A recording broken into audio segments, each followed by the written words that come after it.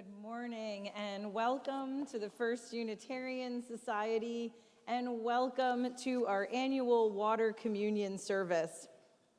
My name is Kelly Crocker and I'm one of the ministers here. Today I'm joined by my colleague, the Reverend Kelly Asprooth-Jackson, and by the worship team of Karen Polnitz, Linda Warren, Drew Collins, Melissa Adams, Stephen Gregorius, and Daniel Carnes, as well as all those volunteering as greeters, ushers, hospitality providers, lay ministers, sound technicians. Thank you, one and all. A special welcome to our Anybody Choir. Thank you for getting here so early this morning and for blessing us with your music. And a special welcome to Melissa Adams. Melissa, where are you? Everyone, Melissa is our new children's and youth choir director, and we are thrilled.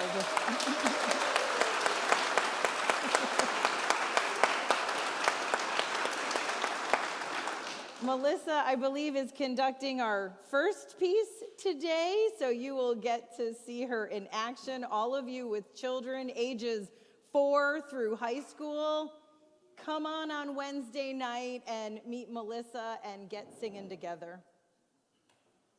So today is our welcome back weekend. It is so good to see you again. Our coffee hour is in the Commons. There are special treats from Just Bakery to celebrate. There are collaborative art activities throughout the Commons and also bubbles out here in this garden. So please stick around today and have some fun. If you are visiting us today, welcome. We're glad that you are with us. If you would like more information about this congregation, please stop by the welcome table, which is to your right next to the elevator. And we hope that you'll be able to stay for coffee hour and special treats and all those fun activities as well. Here at First Unitarian Society, we question boldly, we listen humbly, we grow spiritually, act courageously, and love unapologetically. For those of you who are joining us virtually this morning, welcome to you as well. We're so very glad that you are with us. We hope you'll be able to take a moment to watch the announcement slides shown briefly after today's service to find out more about what's happening here at First Unitarian. And now, I invite us to join together in a moment of silence as we center ourselves and bring ourselves fully into this time, joining together once again in community.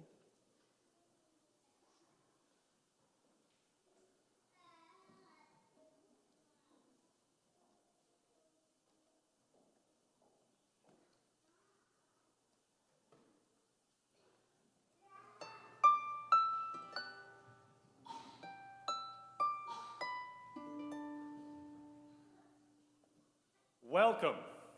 What you bring, who you are, enriches us all.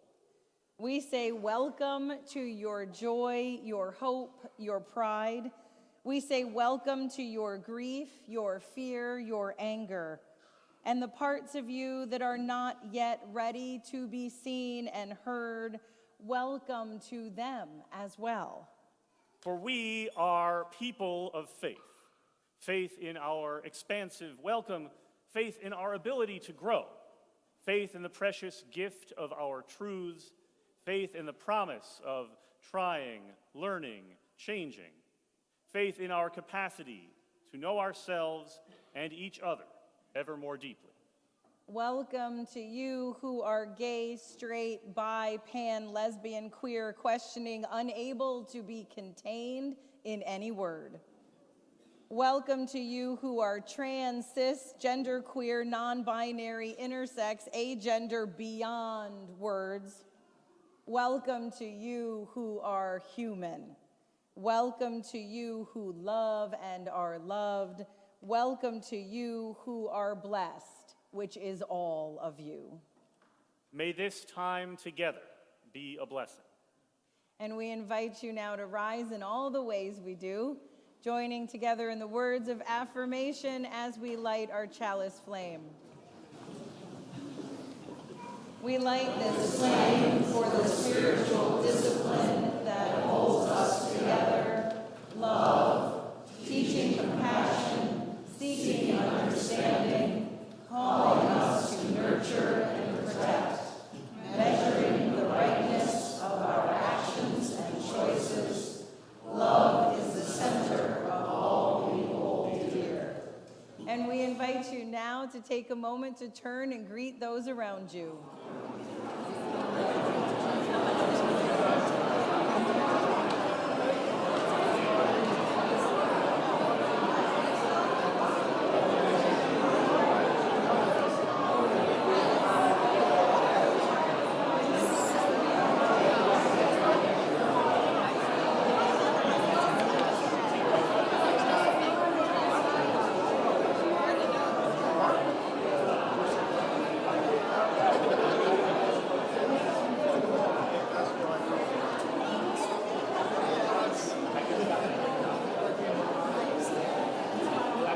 Good morning.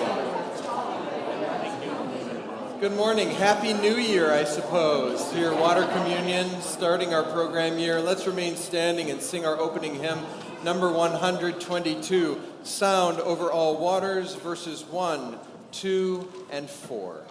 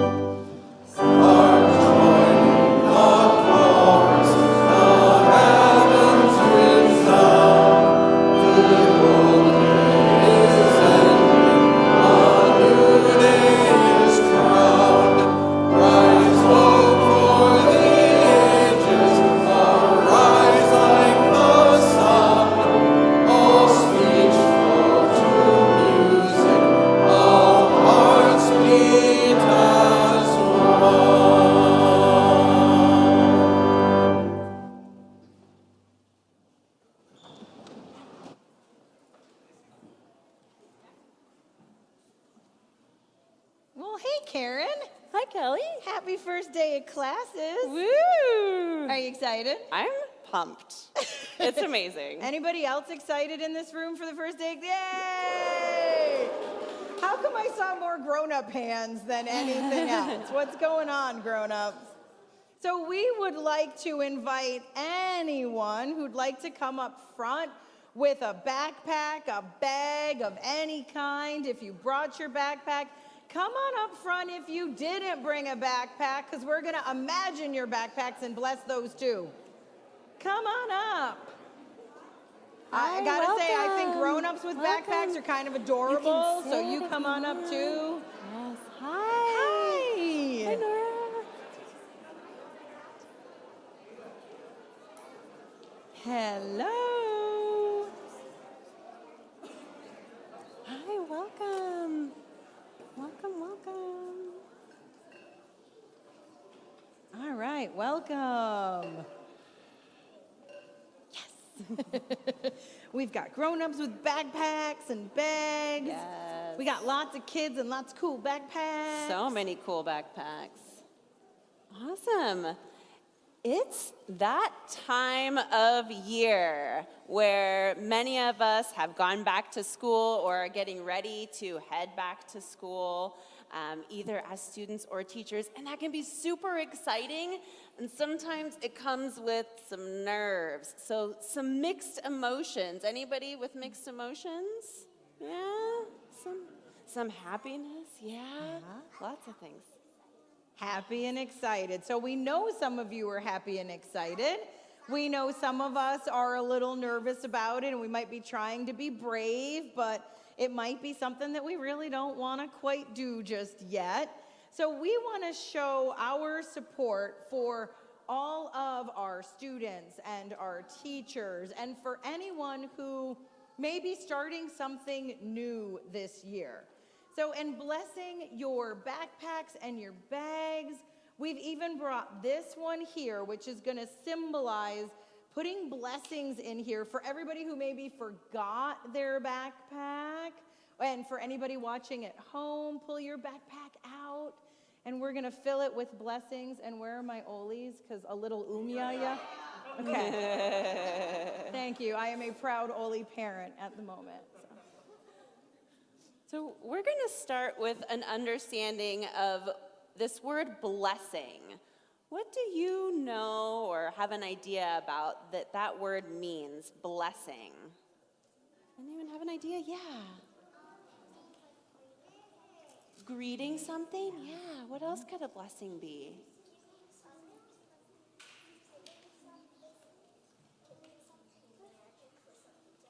Ooh, I love that. Giving something magic for something to happen. I thought I saw some movement over here. Any ideas about blessings? Yeah. Oh, over here too. Okay. Hope. Yeah, definitely.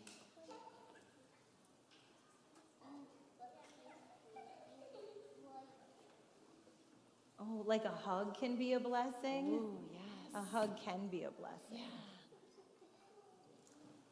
Oh, over here. Yeah. Hopes and wishes. I have a hand in the choir. Hope and wishes. Yes. Nice work. You guys are in sync. Yeah. Here. Yeah. What? Kisses. Yeah. So I also like to think of a blessing in all of these ways, and also of using our hearts and our minds to send out those wishes and express desires for good, for a person, maybe for an object, or even for something big like the whole world. And when we express our care and our love for someone. So giving us a chance, giving this whole room full of people and anyone watching online a chance to bless your backpacks and bags, you will be carrying all of our good intentions with you when you go to school, wherever you take your bag, when you're away from home, when you're at home. And we are going to fill all of your backpacks and our symbolic bag with all of these good intentions from our congregation. And we're going to name some blessings, and then we're going to imagine that we're rolling them up into a ball. Can anybody show me rolling up a ball? Yes. And then we're going to toss them into the bags, or toss them into your bags, just all of these bags, right? So we're going to start with the intention and the blessing of fun. I wish for you to have fun, those moments of wow, of discovering something new. So let's roll up some fun. Yes. Big ball of fun, small ball of fun, squishy ball of fun. And can we toss it in? 1, 2, 3. Swish. Amazing.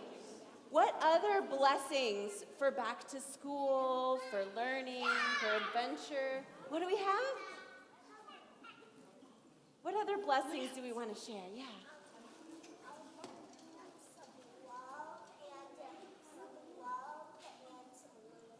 Love and learning. Roll up a ball of love and learning for me. That's a big ball. Yes, big ball. Toss it in. Love and learning. What else? What else? Yeah. Creativity. Toss it in. Ooh. What other blessings can we toss in these bags? Inclusion. Inclusion. Nice. Thea, did you have one? Happiness. Happiness.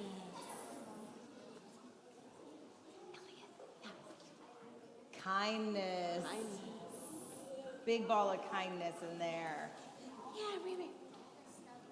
Discovery. You kids are amazing. Playing.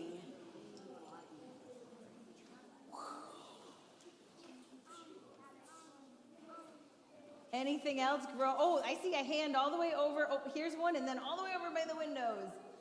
Yeah. Compassion. And then do you want to yell loud from the window? No? I heard one over here. Happiness. Oh, yeah. Here.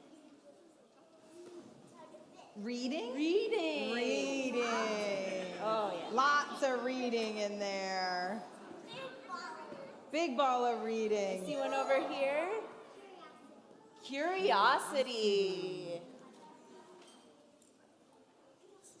You got one here? School. School. Just a big ball of school. Big ball of school. All of it, a big ball of school. That'd be a big heavy ball, wouldn't it? All right, grown-ups, anything out there? Yeah, Dory. Safety. Safety. Big ball of safety. Courage. Courage. I heard gratitude back here. Gratitude for teachers. Gratitude for teachers. Big one. And I saw a hand here. Health. Health. Yeah. Friendship.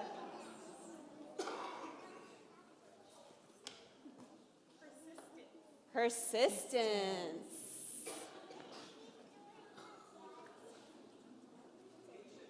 Patience.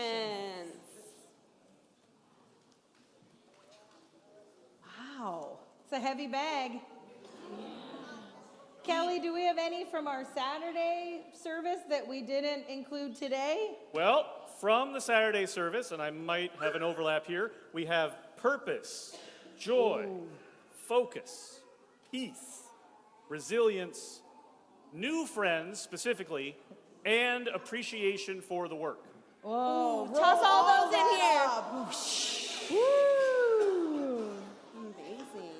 All right, well, we are going to join together and bless these backpacks. You will see on the screen, bless these backpacks with our love. So when you are prompted, please all say that together. Spirit of life, be with everyone who is nervous about what lies ahead. May each person's backpack be their friend, reminding them that they are unique and special and so very okay. Bless these backpacks with our love. May their backpack hold special things to help them remember how strong they are and remind them of the people who believe in them and will love them always. Bless these backpacks with our love.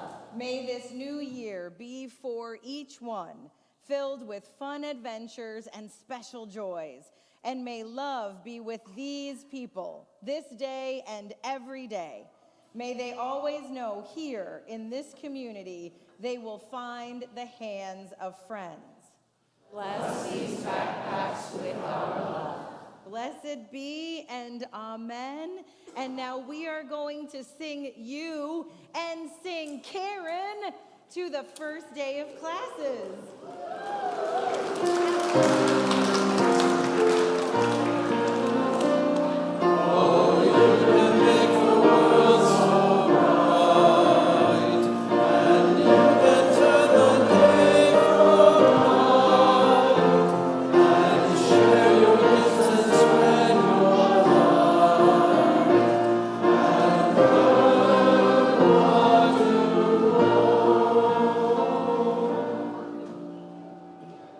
As our children continue on their way to classes, I invite the rest of us to rise in body and/or in spirit so we can sing together, Building Bridges. We'll sing it twice through, all together, and then the people on my left will start, and then the people on my right will start after them. I'll bring you in. Building Bridges.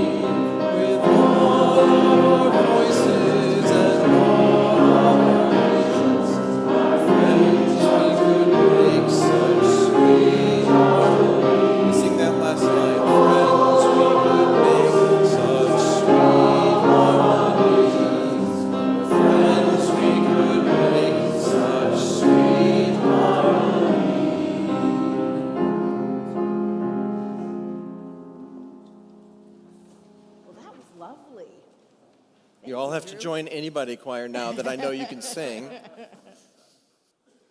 Our inspiration today comes from the poet Philip Larkin. If I were called in to construct a religion, I should make use of water. Going to church would entail affording to dry different clothes. She would employ images of sousing, a furious, devout drench. And I should raise in the east a glass of water where any angled light would congregate endlessly. Water is an essential element of sacred practice all over the world and in countless traditions. Many faiths have some form of ritualized washing or cleansing of the body. Judaism's ritual immersion in the community bath called a mikveh.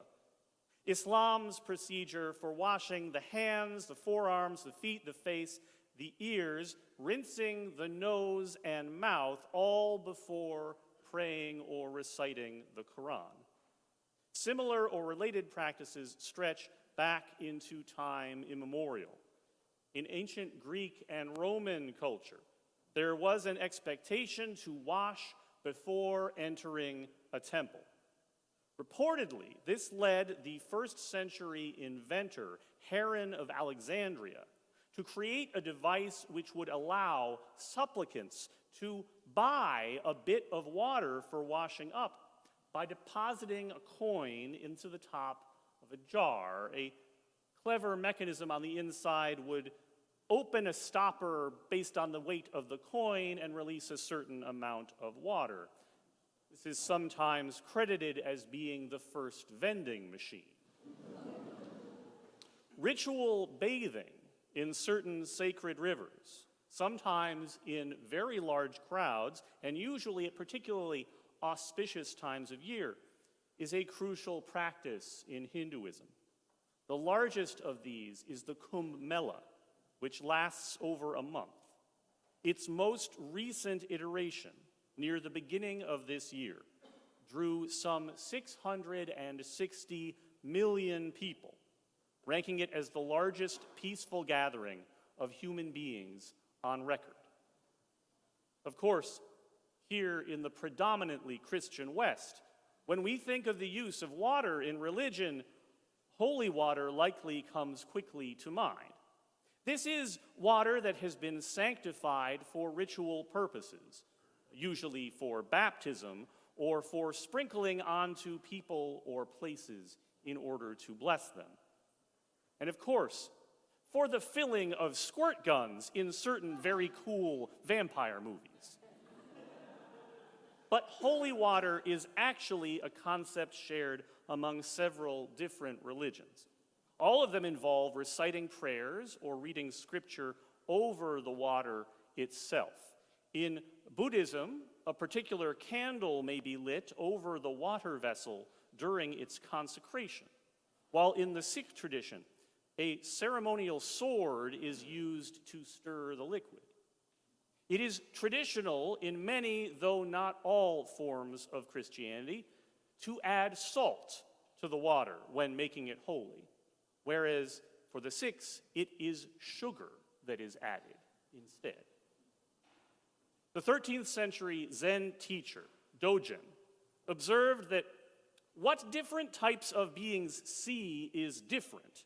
And then he asked, is it that there are various ways of seeing a single object, or is it that we have mistaken a variety of images for a single object?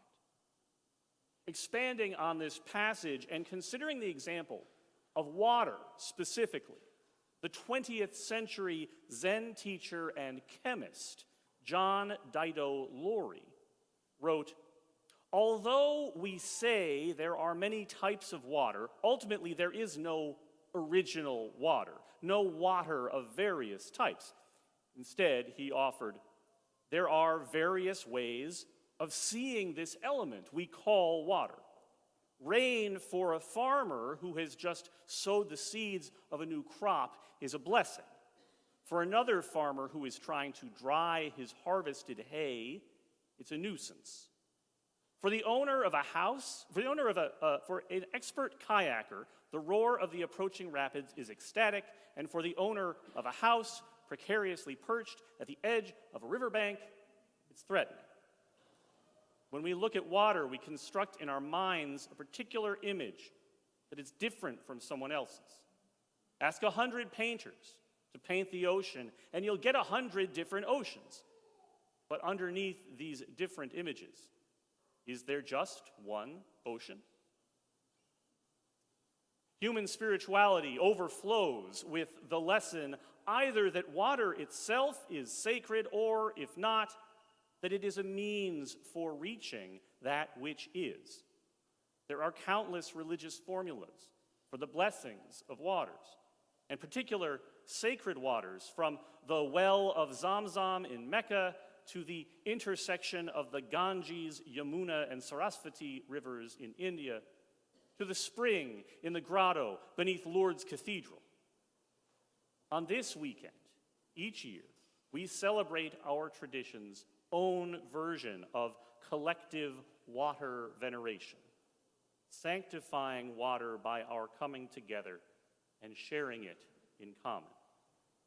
But just as John Dido Laurie observed that there is no original water, only various ways of seeing the same element, there is no true, or at least no truer or truest means for the blessing of water. There are only different ways of seeing this one highly mutable, literally fluid substance. In a book that at least some of us were assigned to read in high school, our somewhat ambivalent theological ancestor, Henry David Thoreau, reflected poetically about his own beloved Walden Pond. But he also extrapolated his feelings about that particular place to all lakes, everywhere, writing, "It is a mirror which no stone can crack, whose quicksilver will never wear off, whose gilding nature continually repairs. No storms, no dust can dim its surface ever fresh.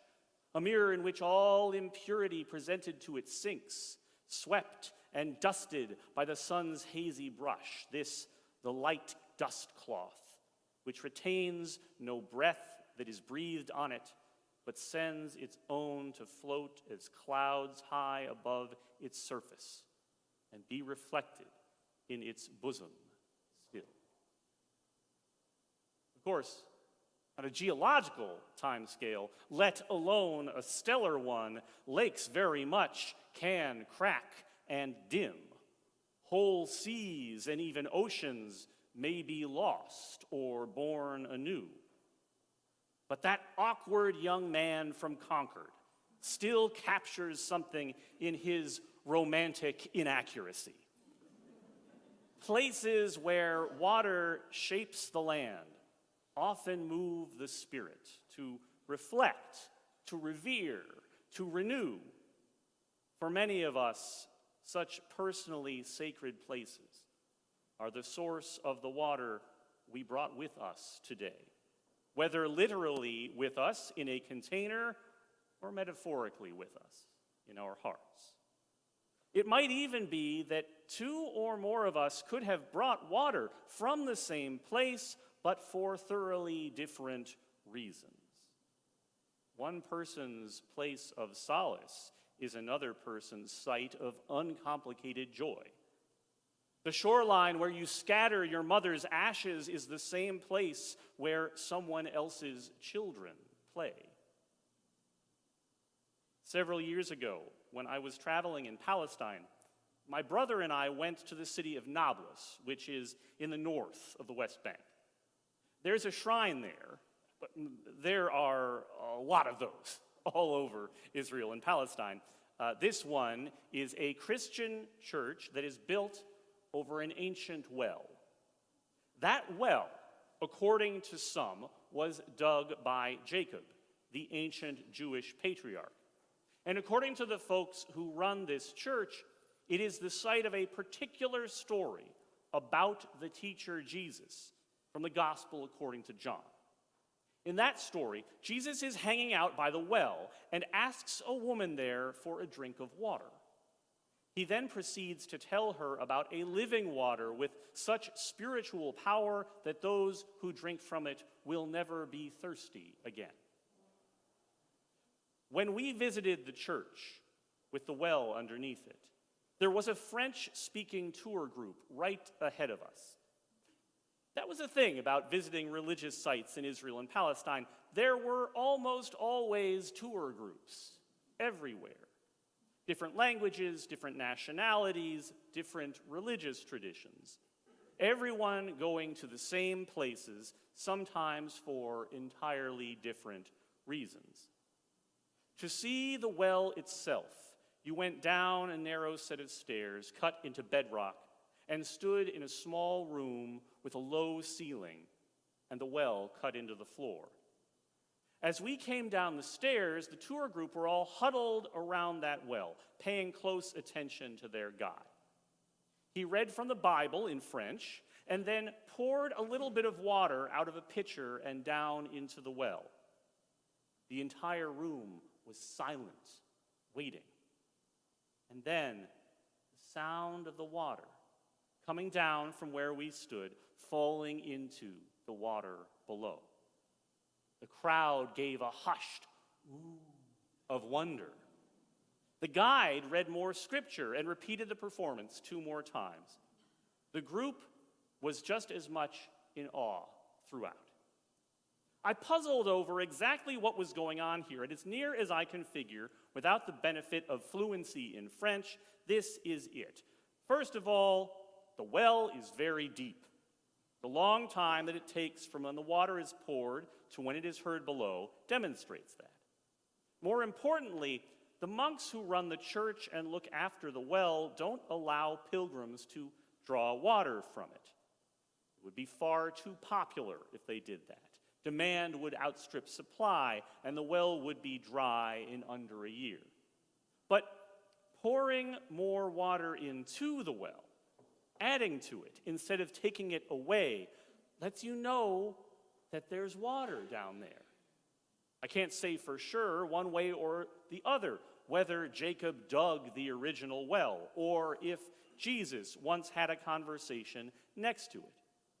But for the people who believe that that's the case, knowing that there is still water in the well matters. They came to see a well. They ought reasonably to expect that there would be water in it. But actually hearing the confirmation for themselves makes the story that brought them there more real. It connects them to it. It transports them into it. For most of human history, and still in many places all over the world, the lives of countless people have hinged on the promise of water, that the rains will fall or that the well won't run dry, that the levees will hold or the waves won't get too high. These are the necessary things that we notice most only when they aren't as we hope or expect for them to be. Sometimes the most precious miracles are the ones so mundane that we expected them completely, that we never even thought to imagine the possibility of their absence or change, because without them, we wouldn't even know how to survive. That the sun will come up in the morning, that the rain will be rain and not frogs or fish or bombs. That love, however elusive or incomplete, persists in the world and can be found again even after it has once been lost. Water can bless in innumerable ways. It can carry the gentle mercy of a priestly prayer or of a late summer day. It can wash away the sins of our hearts or the dust and the grime from our hands. It can make us cry in awe, in memory, or in fear. And even then, it is the very stuff of our tears. Water can quench the thirst in our throats or the thirst in our hearts for meaning. And it can do all of these many different things. It takes so many different forms in so many places, even though, at a molecular level, it is entirely interchangeable and constantly circulating through the global water system. A drop of Lake Michigan was once in the Sea of Azov, once went over Victoria Falls, once fell as rain on the streets of Buenos Aires, once dwelt in the membrane of a panda's eye. And it will go on and on and on to uncountable other places and forms. The water we bring to this service today is of the earth as we are, is of the same stuff as we are, is made more sacred by its being combined into a new and unique configuration as we are.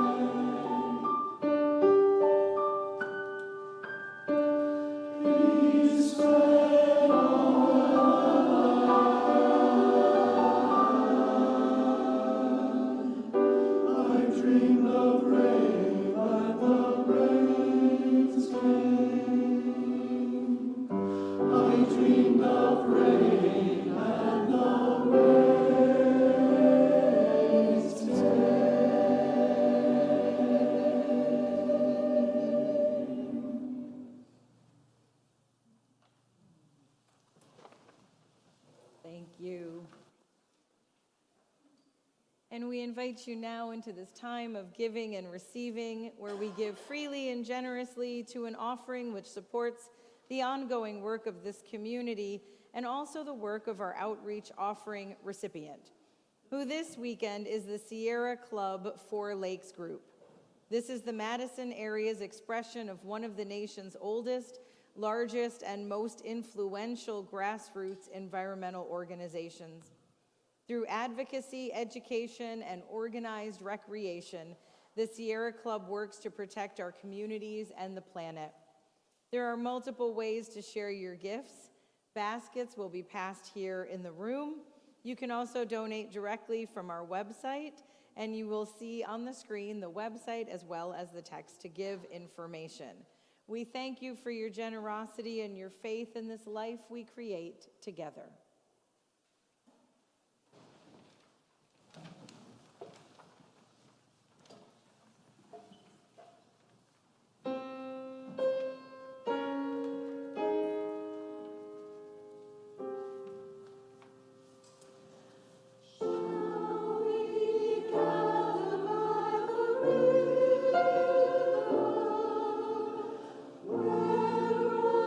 Angels' feet have trod.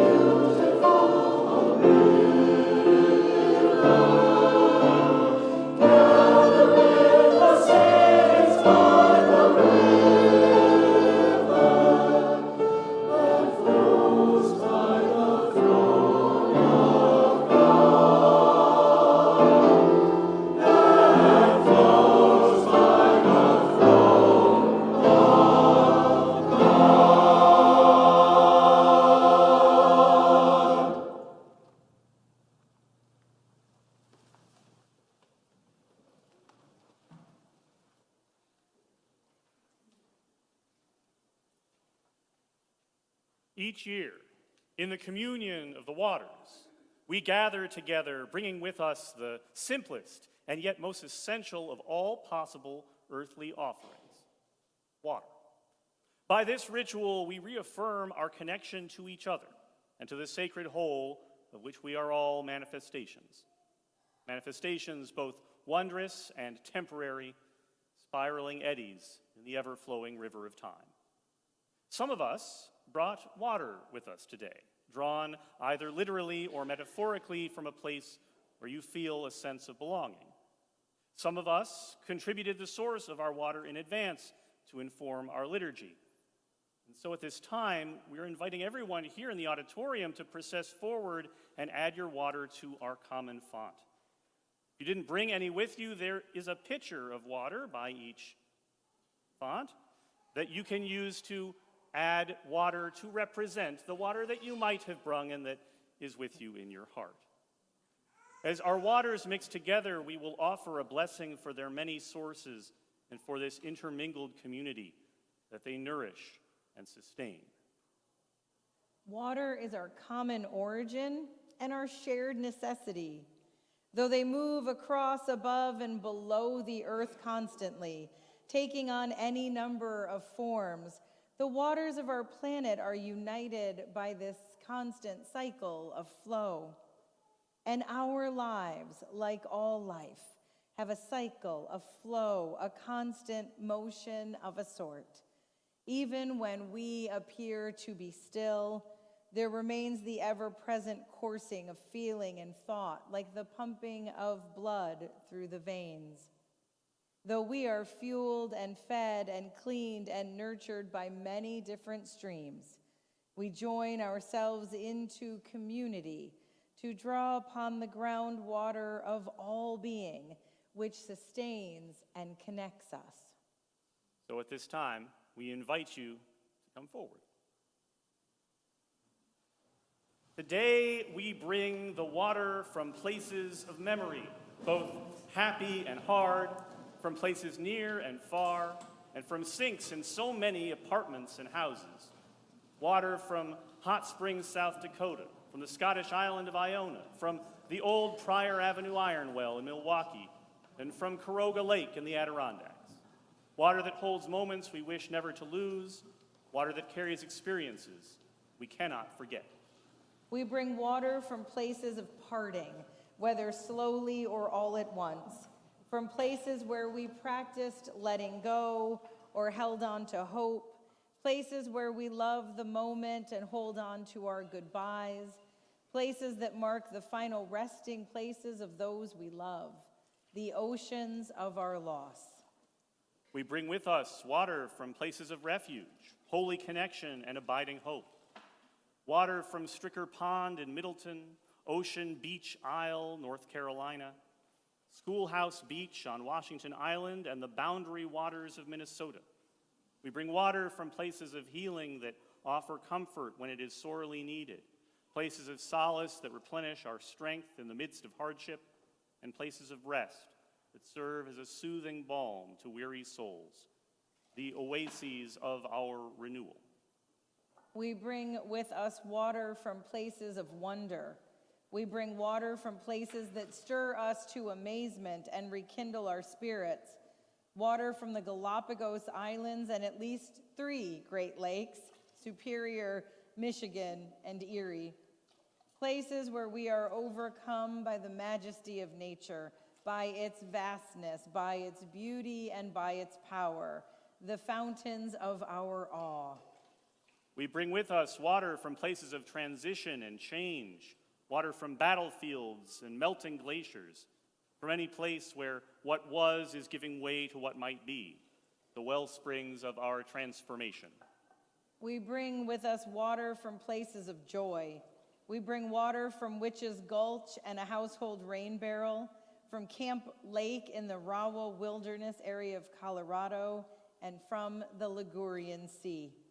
We bring water from weddings, child dedications, from every other place that fills us with gladness, lifts our spirits, lightens our hearts, brings a smile to our faces and the faces of those we love, the reservoirs of our happiness.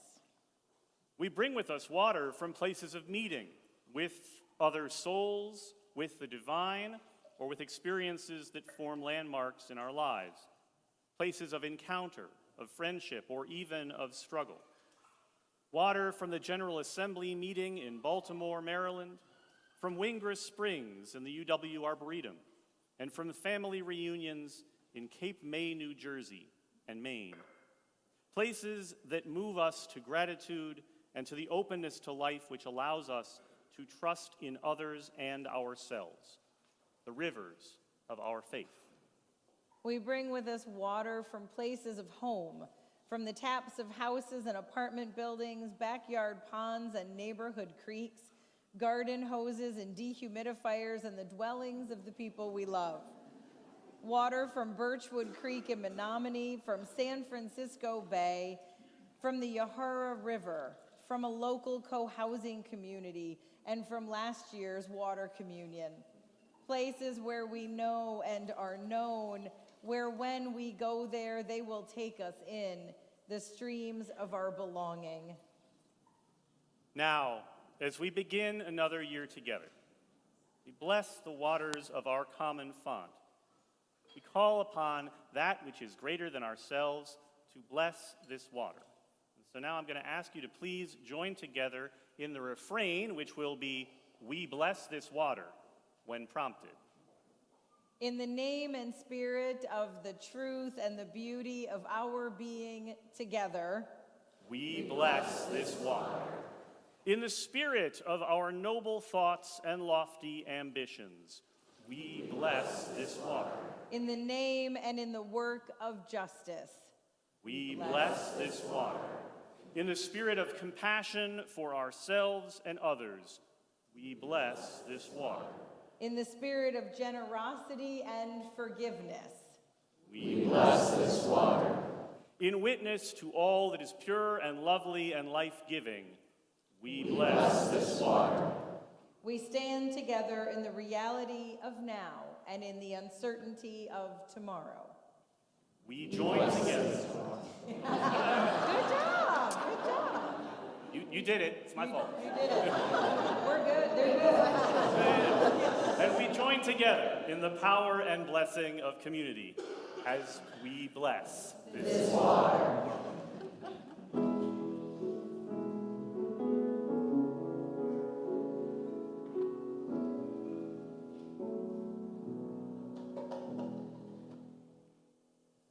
Each week we gather together, bringing with us the joys, the losses of our days. We bring them here and we share them, knowing they are held gently in care, support, and love. Gail Bliss asks us to light a candle for our neighbors in ICE detention. There have been several raids in Wisconsin in addition to the high-profile ones in the news. We hold those families in our hearts.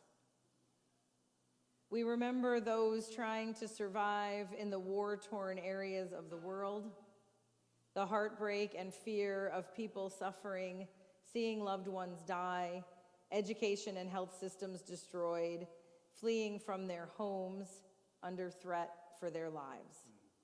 Again and again, we pray for peace around the globe, in all countries, and in our hearts. We light a candle of sorrow at the death and joy for the life of Shedi Othman, close friend to Casey Asprooth-Jackson, the brother of our Kelly Asprooth-Jackson. Shedi died suddenly of a heart attack this past week, aged far too young. He was an artist and a mentor to children, an open-hearted and profoundly hospitable soul. Our thoughts go out to his wife and children, his entire family, and all who knew and loved him. And we light a candle for all that lives in our hearts, the joys, the losses, the sorrows, the celebrations, and for the love that remains through it all. If you will join us now in an attitude of prayer and contemplation with these words from Marta Valentine. In gatherings we are stirred, like the leaves of the fall season rustling around sacred trees, tossed hither and yon, until we come to rest together. We come to gather strength from each other. We come to give strength to each other. We come to ask for strength from the Spirit of all that is and is not. When our hearts sing or when they frown, it is the way of compassion telling us to give. It is the way of peace telling us to share our gifts, for we are happiest and most powerful when love is made apparent in and through us. Spirit of the circle that is love, as we twirl in this dance of life, we give thanks for reminding us each day of our task of ministering to each other with a searching glance, a soft touch, a generous smile, a thoughtful word. Thank you for reminding us that we are always building our beloved community. Thank you for reminding us that through our covenant with you, we covenant with each other and are made whole. In gratitude, we celebrate with open hearts and minds. We discover who we are, separate from one another and within one another. In this circle that holds all life, may we ever work toward widening its boundaries until there are none. Amen, and blessed be.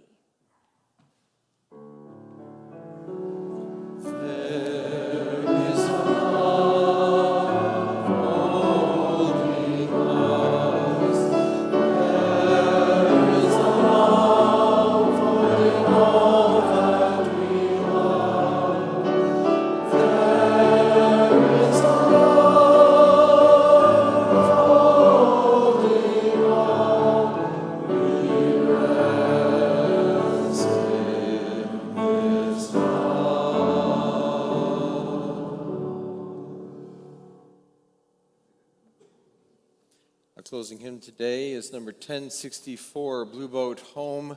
I heard someone refer to this as the free bird of Unitarian Universalism. I invite you to rise in body and or in spirit. Keep your lighters in your pockets and let's sing Blue Boat Home.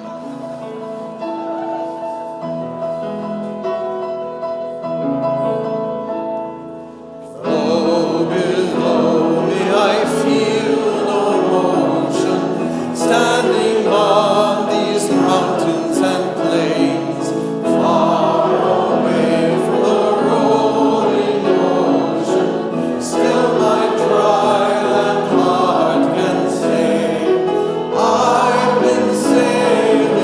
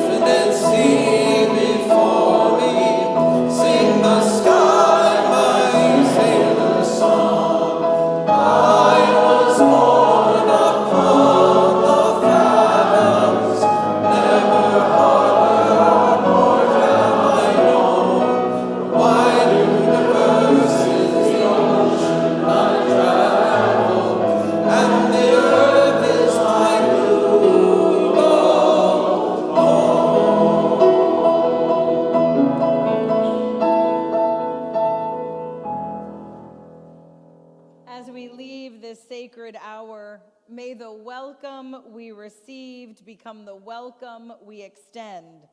Let us meet the world with open hearts, open hands, and the audacity to build spaces where every soul feels at home. Blessed be, go in peace, and please be seated for the postlude.